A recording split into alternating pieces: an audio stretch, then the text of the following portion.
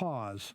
The demonstrations followed renewed remarks from the U.S. president, who said the United States would impose new trade tariffs on several European countries unless an agreement is reached related to Greenland. Trump has repeatedly framed the territory as strategically vital, arguing that its geographic position in the Arctic makes it central to U.S. national security interests and, by extension, to the overall security posture of NATO. In a statement issued on Saturday, Trump said a 10% tariff would be imposed on any and all goods imported from Denmark, Germany, the United Kingdom, France, and other European nations starting February 1.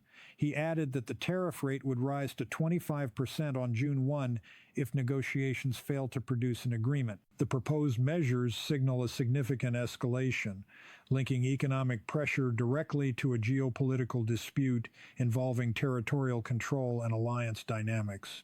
Donald Trump also asserted that Denmark's defense capabilities in Greenland are inadequate. He warned that the deployment of limited military personnel by multiple nations in the territory constitutes what he described as a potential threat to global safety and security. These statements further intensified diplomatic tensions between Washington and Copenhagen. Denmark formally administers Greenland while granting its population the legally recognized right to self-determination, a status that has become central to the current dispute. Trump's remarks have drawn criticism across Europe and added strain to an already sensitive transatlantic relationship. In response, large demonstrations took place across Denmark, with crowds gathering in Copenhagen, Aarhus, Aalborg, and Odense. Protesters carried Greenlandic flags and displayed banners signaling support for Greenland's autonomy and political rights.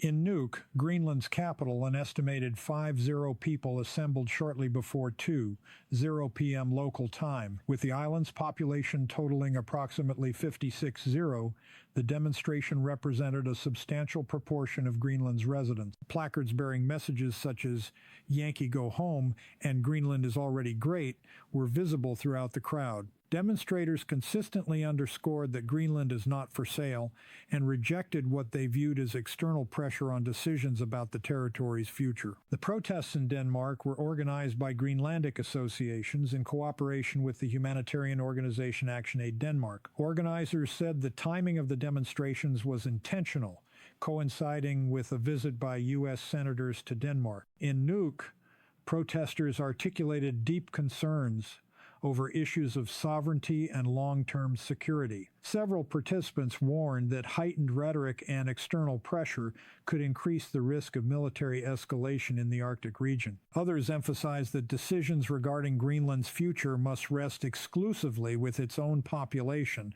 underscoring the principle of self-determination. Statements from demonstrators reflected broader unease about U.S. foreign policy conduct, particularly the use of economic leverage or implied military force to advance strategic objectives. Protesters expressed concern that such approaches could destabilize regional security and undermine established diplomatic norms.